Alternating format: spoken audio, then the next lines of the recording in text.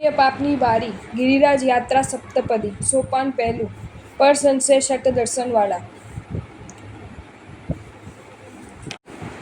તત્ર શ્રી દેવ ગુરુ ભક્તિકાર સુશ્રાવક યોગ્ય ધર્મલાભ પૂજ્યપાદ શાસન સમ્રાટશ્રીની કૃપાથી આનંદ મંગલ વર્તે છે. ત્યાં પણ તમે તેમ હો. તારો પત્ર ભાવનગર થઈને આજે અહીં મળ્યો. અમે આજે જ અહીં આવ્યા છીએ. તું લખે છે કે પૂનમ આવીને નૂર્ત જ વિહાર શરૂ કર્યો. હા, વાત સાચી છે. પેલી કહેવત છે ને, સાધુ બેઠા લોહીની ખીટી, સાધુ ઉઠ્યા પવનની મુઠ્ઠી. વિહારમાં નિત નવા નવા પ્રભુના દર્શન થાય, સંયમની મજા માનવા મળે, જીવનમાં તાજગી આવે છે.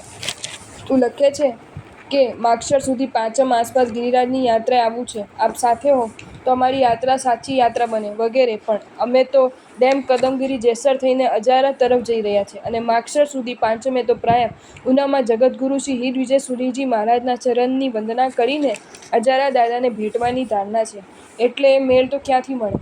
પણ તે જો બીજો વિકલ્પ લખ્યો છે કે એ શક્ય ન હોય તો આપ યાત્રા અંગેનું માર્ગદર્શન, હિત શિક્ષા તો અવશ્ય આપવા કૃપા કરશો, જેથી અમે કંઈક સાર્થકતા તો પામ્યા. હા, એ વાત શક્ય છે. સાચી યાત્રા થાય કઈ રીતે? જો પહેલી એક વાત તો હૃદયમાં બરાબર કોતરી રાખવી કે આપણે તીર્થયાત્રાએ પાપ ધોઈને પાવન થવા જઈએ છીએ. આ વિચાર જો સ્થિર થઈ જશે તો પછીનું બરાબર થઈ રહેશે. ગણિતના દાખલાની જેમ. યાત્રા શબ્દના અર્થમાં જ આ વાત છે કે યાત્રાયતે પાપત સા યાત્રા, જે પાપથી બચાવે, ઉગારે તે યાત્રા. આવી યાત્રા આપણે યાત્રિક થઈને કરવા જઈએ છીએ, વેપારી થઈએ નહીં, એ ભૂલશો નહીં. બીજી એક વાત ખ્યાલમાં રાખવા જેવી છે કે આવી યાત્રાએ જ્યારે જઈએ ત્યારે ચડતે પહોરે જ જવું જોઈએ, રાત્રે તો ન જ જવું. આવા સ્થાને રાત્રિ ભોજન જેવા પાપો તો ન જ સેવા, નહીં તો લેવાને બદલે દેવાના થઈ જશે. તમે તો ટ્રેનમાં જવાના છો, એટલે જેવા સ્ટેશને ઉતરશો કે ઘોડાગાડી કરવી પડશે. જોકે તીર્થમાં વાહનનો ઉપયોગ ન કરવો પડે તો સારું, પણ પરિવાર સાથે જવાના એટલે ઘોડાગાડી તો કરવી પડશે. પણ એક કામ થઈ શકે, ઘોડાગાડીવાળાને સાથે રકઝક ન કરવી, ભાવતાલ પૂછવો પણ કસ ન કાઢવો. વળી ભાવ નક્કી કરીને જેવા અંદર ગોઠવાવો એ કે પહેલાં એ કામ કરવું, જેવા કે ઘોડાગાડીવાળાને 5 રૂપિયાની નોટ આપીને તેના હાથમાંથી ચાબુક લઈ લેવી. એને કહેવું કે ભાઈ, અમે બેઠા છીએ ત્યાં સુધી ઘોડાને ચાબુક અડાડવાની નથી. શ્રાવક એનું નામ. એ જીવદયાની પણ તક જતી ન કરે. આપણે ત્યાં પ્રભુજીના મહોત્સવમાં જીવદયાની ટીપ થાય છે અને યથાશક્તિ બધા તેમાં લાભ પણ લે છે. છતાં આ પ્રત્યક્ષ જીવોની દયા પાળવાની તો કોઈ ઓર મજા છે. કેટલા લાભ! આવા વર્તનથી ઘોડાગાડીવાળાના મનમાં ધર્મીના સારા આચરણને કારણે પ્રભુના ધર્મ પ્રત્યે સદ્ભાવ જાગે, અદ્વેષ નામનો ગુણ પ્રગટે અને એમાં આપણે નિમિત્ત બનીએ. 5 રૂપિયામાં કેટલું બધું મળે! આવું ને આટલું જ વર્તન યાત્રાએ જનારા તમામ શ્રાવક શ્રાવિકા કરે તો પ્રભુના ધર્મની અને ધર્મીને કેવી બોલબોલા થઈ જાય.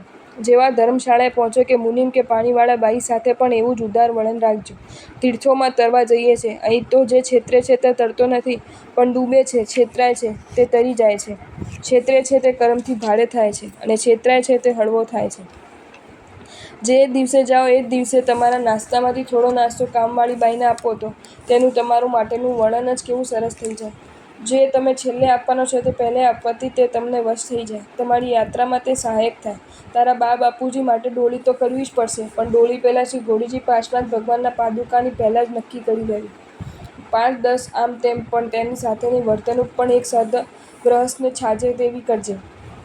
એ સુધરવાના નહીં અને આપણે બગડવાનું નહીં, એવું મનોવલણ રાખવું. ડોળી નક્કી કરી શ્રી ઘોડીજી પાસો પ્રભુના ચરણને વંદના કરી તેમની જય બોલાવીને જ આગળ વધવું. ડોળી તળેટીમાં નક્કી ન કરવી ત્યાં સુધી સાધ્વીજી મહારાજ યાત્રિકો શ્રી ગિરિરાજની સ્તવનામાં મગન હોય ત્યાં એવી ઘાટાઘાટ કરીને એ પવિત્ર વાતાવરણે ડોલવાનું પાપ ન કરો.